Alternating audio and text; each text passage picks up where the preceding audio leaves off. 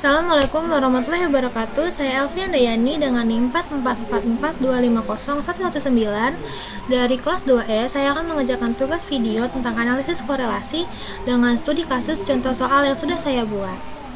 Oke, kita ke soalnya.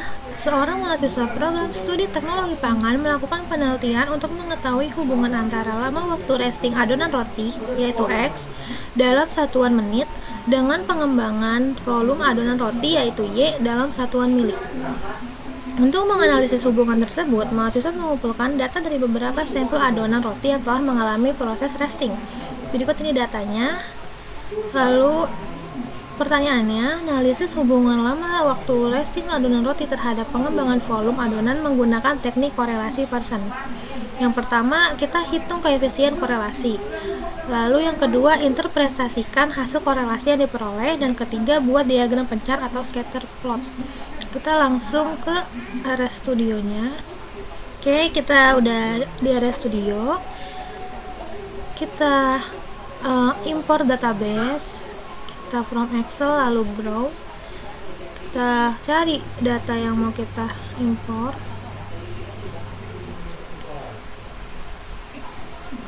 lalu kita ubah ke bentuk numerik biar bisa dianalisis dalam metode Pearson.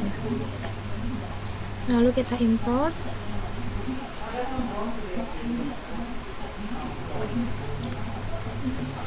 Oke, kita langsung tulis rumusnya. Sebelumnya kita beri judul dulu.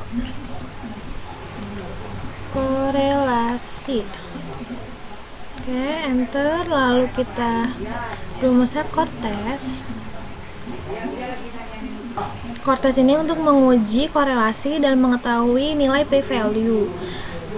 Dari sini kita bisa mengetahui ada atau tidaknya hubungan antara X dan Y, dan jika pun ada, kita bisa mengetahui signifikan atau tidaknya hubungan antara X dan Y. Oke, kita tulis datanya, judul data. Lalu kita $.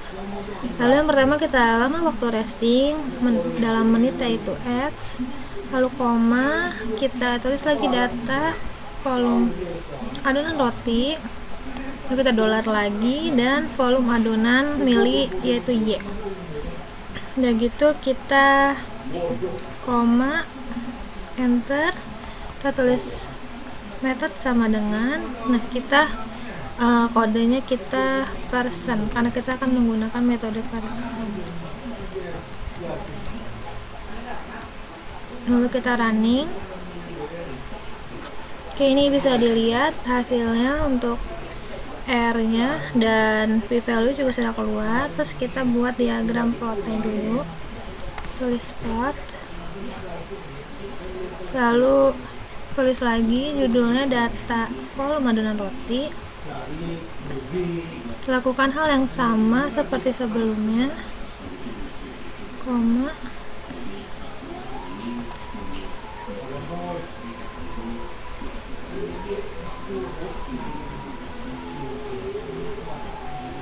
Lalu run. Oke, ini udah ada diagram plotnya. Sebentar.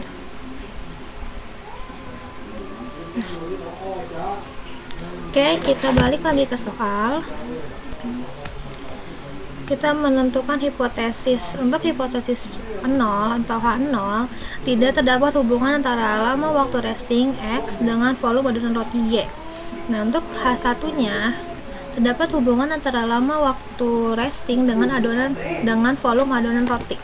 Lalu kita lihat ke hasil R studionya. Dari hasilnya dapat dilihat bahwa p-value-nya sebesar 3,881 dikali 10 pangkat min 12, dan R-nya yaitu 0,9990292. Jadi bisa kita langsung tulis hasilnya. Itu koefisien antara waktu resting dengan volume adonan roti. Berarti R sama dengan 0,999 tadi berapa? 0,9990292. Karena nilai R mendekati 1 yaitu 0,99 mendekati 1, jadi dapat disimpulkan bahwa hubungan korelasi antara X dan Y itu signifikan antara kedua variabelnya. Lalu p-value-nya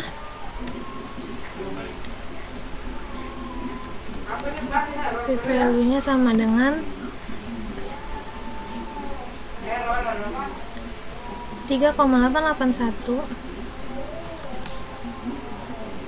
dikali 10 pangkat min 12, 10 pangkat min 12, dimana nilai p-value ini lebih kecil dari 0,05 yaitu taraf signifikannya 0,05. Jadi dapat disimpulkan bahwa H0 ditolak dan H1 diterima. Karena jika p-value lebih kecil artinya H0 ditolak, dan jika p-value lebih besar maka H0 diterima. Nah, karena hasil p-value lebih kecil dibanding 0,05, maka dapat disimpulkan bahwa H0 ditolak dan H1 diterima. Lalu yang kedua,